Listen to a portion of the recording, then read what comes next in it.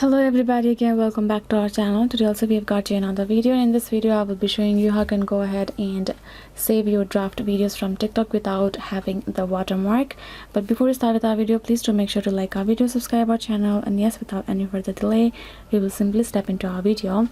So if you want to do so, first of all, go ahead, open your TikTok app. Once your app is open, what you're gonna do is simply go ahead, tap on this, right? So let's go and download the existing draft. So apparently with this feature you do not even have to save the drafts. So we will go back to our profile, go to your profile, and then we'll tap on our drafts right here. So for example, this one is the draft, right? So let me tap. Now I will see again this save option, tap on it, save to album, go back, open your gallery,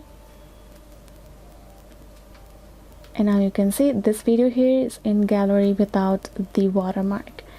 So yes guys, this is how you can simply do it. I hope this video was helpful. If you got more concerns, do leave them in the comments below, and yes, I'll see you guys next time. Bye bye.